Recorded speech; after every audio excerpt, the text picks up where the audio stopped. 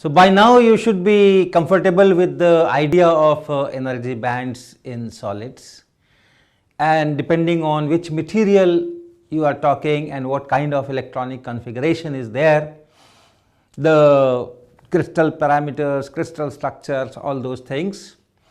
You have three broad categories of energy bands. One in which you have filled bands, filled bands, filled bands. The highest filled band, which we called valence band,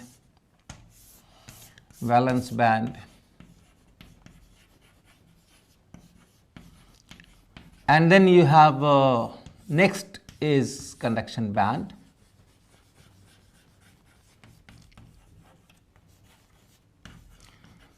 which is not completely filled. It can be completely empty or it can be partially filled. So one variety is where it is partially filled. You have a large number of quantum states which are filled, and you also have large number of quantum states which are empty.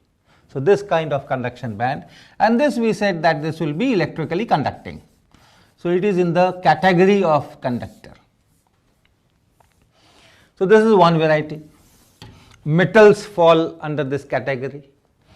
Then the other variety is that the conduction band is completely empty.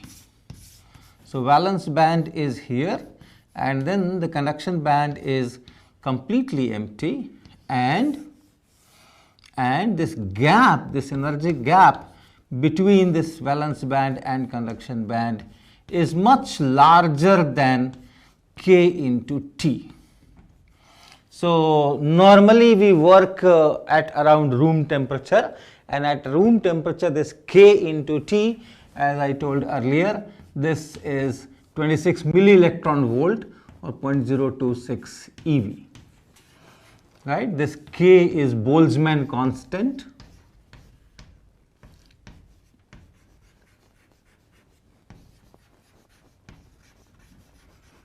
Boltzmann constant K, and then this is the temperature in absolute scale. This is temperature in Kelvin, and that is this. So as compared to this, if this gap is very large, then that is one category, and this very large, I said that let's say Eg is greater than some 3 eV or so, you can take that as large, 3 eV, 4 eV, 5 eV and so on. So this is one category, and this will be insulator. When I say completely filled, completely empty, remember this is for the very low temperatures, close to 0 K. Once you are at room temperature, and if this Eg, then this Eg will decide whether some of these electrons can be promoted here, because in interactions this thermal energy exchange takes place, and that is of the order of kT on the average. But then there are interactions where the energy exchange is much larger than this, 10 times this, 50 times this, 20 times this. There are interactions in which the energy exchange is much smaller than this. So the average is this, but you do have some events in which a thermal energy can be much larger than this. But if this gap is very large, if this gap is very 100 times of kT, that will be 2.6 eV, 100 times, 200 times, 300 times.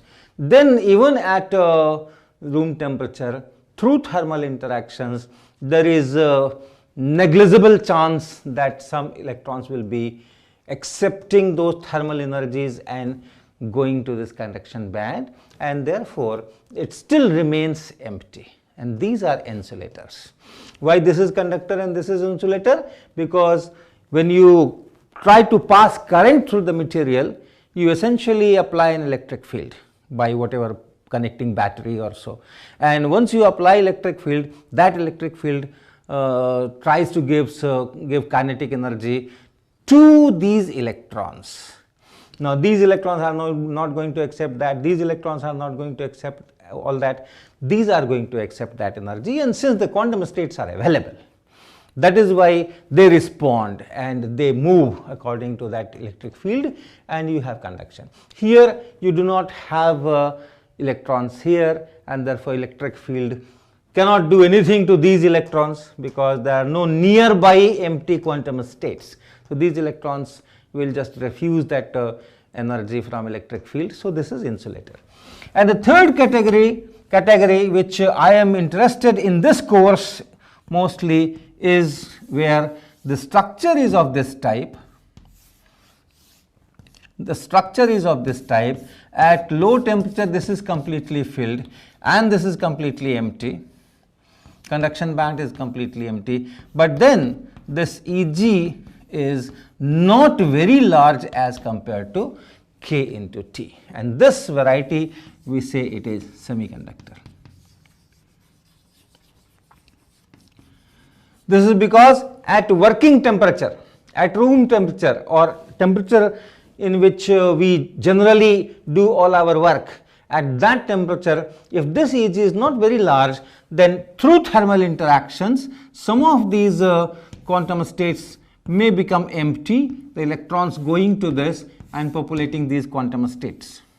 So we have empty states here, empty states here, empty states here. We generally call it hole. Okay, so you do have some conduction electrons in the conduction band.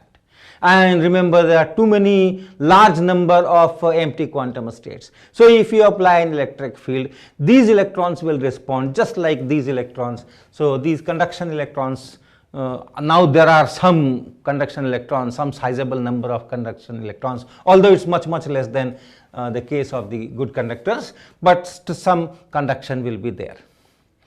And also since now there are some quantum states here which are empty, electrons have gone, and therefore if you apply an electric field and if you have an electron here, if this quantum state is filled, electron is here, but then in this neighborhood you also have an empty quantum state because electron has already gone there, and therefore an electric field is there. Once the electric field here is there, it is on the entire material. Entire material means this electron will also feel that electric field, and if there is a empty quantum state here, then this electron can accept energy from the electric field and go here, and that will also constitute a current in the material. Electron responding to electric field and moving according to that electric field in the direction opposite to that electric field, that constitutes a current, a systematic drift, a systematic movement of electrons in response to electric field, that constitutes current. So here also this electron can go here, and if this electron can go here, if this jumps here, this quantum state becomes empty, and then some other electron can accept energy and go there, and so on. So in a semiconductor, the current is composed of two parts. One is because of the conduction electron and one is because of the holes. We call these empty states as holes, right? So you have two kinds of currents. One is these conduction electrons which are responding to the electric field, and one are these valence electrons, electrons in the valence band. These are the electrons which are not that free to move in the entire crystal, but then even in their localized domain they can make some current which you can say it is IH. Here it is not the case. Here these electrons are in large numbers, and therefore even if some holes are there, it's almost negligible. So this is the kind of conduction mechanism which is there in semiconductors. Now this has a profound effect on the temperature dependence of resistivity or conductivity.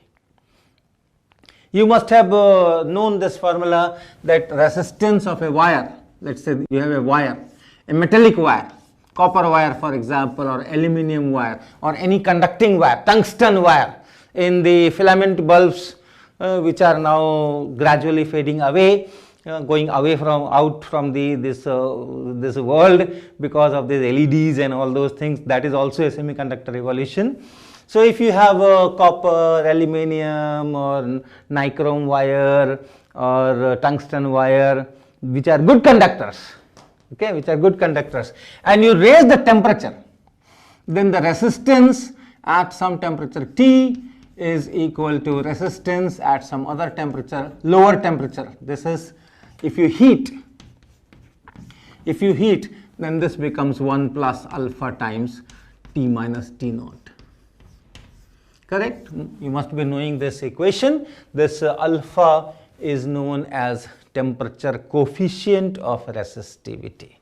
Once you increase the temperature, then the resistance goes up. And in elementary classes, we say that, okay, now the electrons are making more collisions with the whatever they encounter in the lattice, and because of this increased number of collisions, they are not able to go ahead in response to the electric field, and that is why you have all these resistance increasing there. But if you talk of semiconductors, increasing temperature is a big asset, because these conduction electrons which are here, these quantum states which are filled, they are because of the temperature, they are because of this kT. If the temperature is more, then kT is more, and then this Eg of the order of or slightly more than, not very large than kT, that is satisfied even better. So if you have this 26 milli electron volt, in place of that, if it becomes 30 milli electron volts, so the energies which are made available to these electrons is now more, and therefore more number of electrons can jump here, and therefore the number of conduction electrons and number of holes both can increase, and if they increase, the conductivity will go up, the resistance will go down, because you will have more current. So for semiconductors,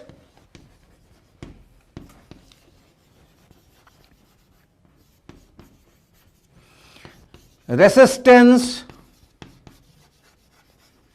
decreases as temperature is increased.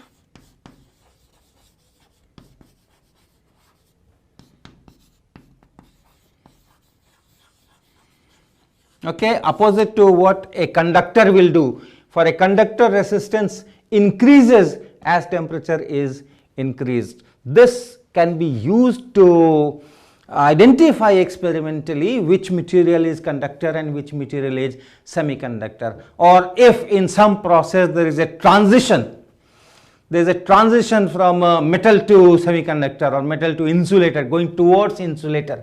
So if there is some kind of transition, that transition can be identified experimentally by looking at the temperature dependence of this resistivity, and you can identify when it was in that conducting era, conducting zone, and when it becomes in this semiconducting or insulating zone. So now let me talk of the model semiconductor that I will be using in this course for discussion, and which is being used by the entire community in semiconductor electronics extensively.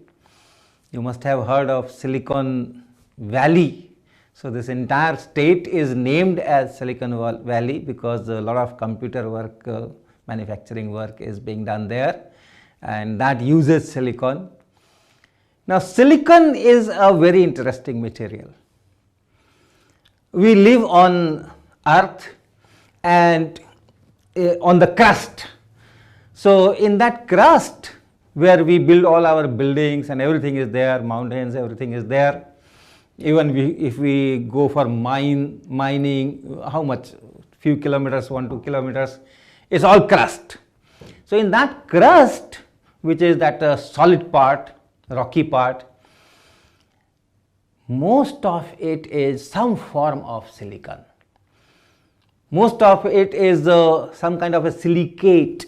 80% of the crust is made of silicon silicates, varieties of silicates. Silicates is like SiO4 is that part which is called silicate, and then there are various complexes, metals, all those things can be here. So you have calcium silicate and magnesium silicate and calcium magnesium silicate, potassium, etc., etc. So a lot of our crust is made of varieties of silicates.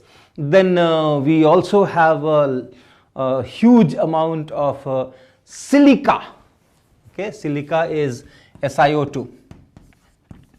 So this is also large amount, say 15% of our crust would be perhaps this silicon dioxide or silica. Sand, okay, I have a sand here. So this sand, right, this sand is mostly silicon dioxide, silica. This sand is kept in this glass vessel.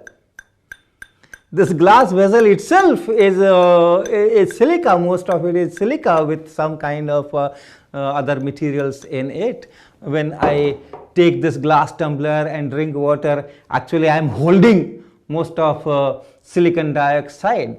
The window pane glasses or the looking mirrors, we have this polish here, but then the glass here is generally silicon dioxide with some things added to make various qualities and properties of the glass.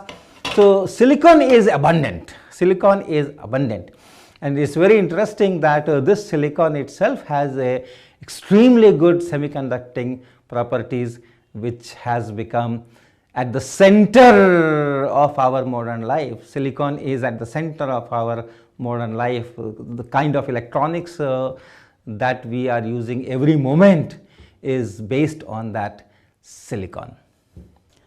Okay, so silicon is Z equal to 14, and this electronic configuration will be 1s2, 2s2 p6, so 2 to 4 and then 10 and 4. So 3s2 and 3p2. So if you have a single silicon atom or capital N atoms but not interacting with each other, widely separated from each other like in a vapor, then you will have these energy levels. You will have 1s, you will have 2s, you will have 2p, then you will have 3s, and you will have 3p. And here you will have 2n quantum states, 2n quantum states, 6n quantum states. These are all full. 3s, 2n quantum states, this is also full. And here you have 6n states and only 2n will be filled. So this is how this structure will look like, occupancy of these quantum states will look like. But then when you bring them closer and these electron clouds will start overlapping, you have silicon here, you have silicon here, and you have some kind of clouds, S and P and all those things will be there, and then they start overlapping, interacting with each other, then they will spread in bands. So they will spread in bands, all right. These are hardly they will broaden because they are inner ones. We are mainly concerned with this 3s and 3p. So 3s and 3p, if you have 3p, let's draw once again. This is 3s and this is 3p, and this broadens, this broadens, this also broadens. Okay, and then the overlap, once the overlap starts, then there is another thing, another new thing appears, which people called sp3 hybridization. You have s electrons, you have p electrons. S electrons, you know, they have spherical, spherically symmetric wave functions, and p electrons, they have two lobes type wave functions. But then when the silicon atoms come close, several silicon atoms come close and their electron clouds start overlapping, then these S states, S quantum states and P quantum states, they get mixed up. So you construct linear combinations of these S wave functions and P wave functions. A total of 8n quantum states are there, and you again get 8n independent quantum states, but then these, the wave function of these sp3 states will be very different from S states and P states, right. So this is known as sp3 these orbitals, sp3 orbitals or sp3 hybridization.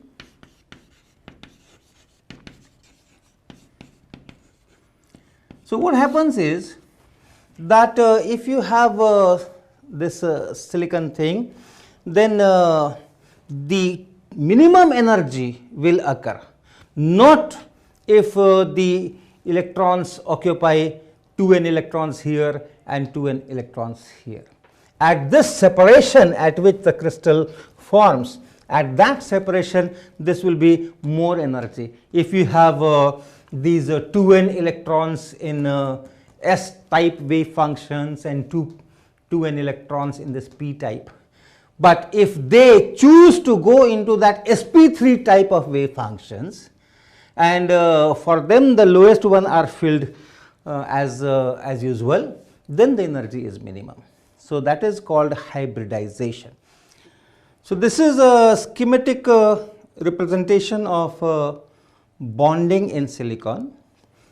Assume that this is your silicon atom here, this is silicon atom here, and these two are bonded, and then similarly it's bonded to this one, this one, this one. So each silicon atom is bonded to 4 other silicon atoms, and it makes some kind of a tetrahedral geometry. This angle is 109 degree between any two directions, the angle is 109 degrees. So this kind of geometry. So this has 4 sp3 electrons. And how are those sp3 electrons distributed? One sp3 electron, its wave function will be directed towards this one. Another sp3 electron, the wave function will be directed towards this one, towards this one, towards this one. So this is how the 4 will be distributed. If it is S, it is spherical. If it is P, it is 2 lobes. But this is not S, this is not P, this is sp3. So one electron is going like this, the wave function is like this. One electron, the wave function is like this, one is like this, and one is like this. But then similarly, for this silicon, this also has 4 sp3 electron. So one will be towards this one, and then the rest 3 will be towards the other 3 to which it is bonded. Similarly here, one sp3 electron will be towards this and other will be towards the other 3. So if I look for these two, one sp3 electron from here and one sp3 electron from here, they form this bond known as covalent bond. People also say that this shares one electron, this shares this one electron, a bond is formed. So this is how the covalent bond is formed. So now the band structure will also be different. As you reduce the separation, average separation between the atoms,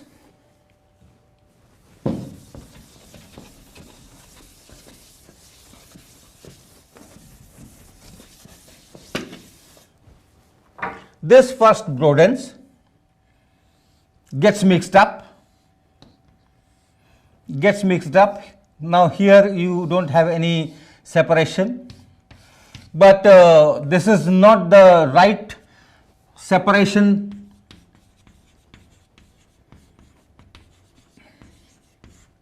You can take lattice parameter A as the measure of average separation between consecutive or neighbor silicons. So if large separation, It's vapor, non-interacting, it is 3s 3p. Then here this is 3s band, this is 3p band, broadened but still 3s 3p. After that it gets mixed up. And once it is like this, then further if you reduce the separation, then it goes like this. Something of this sort. Something of this sort. Okay, and the actual separation may be somewhere here. Nice pictures you will find in books. Okay, so it will be like this. So the actual separation, actual parameter somewhere here, and if you draw a line, you have states here. So you have, these are the allowed energies. These are allowed energies. These are allowed energies. You have states here, quantum states here, and this is the gap. So this is that Eg, and this is that valence band. This is that valence band, and this is that conduction band. Okay, this is the conduction band.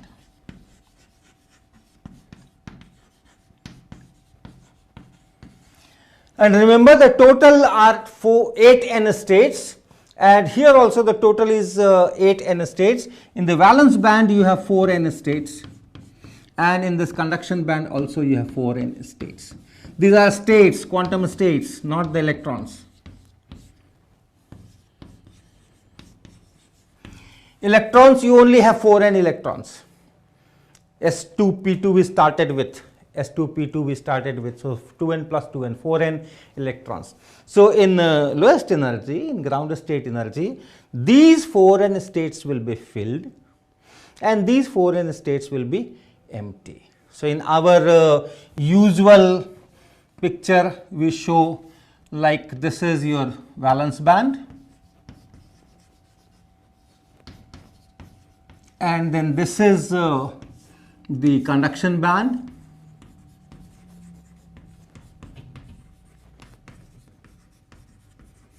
This is the band gap, and that's it. This valence band is completely filled at 0K, at very low temperature if you are, and this is completely empty.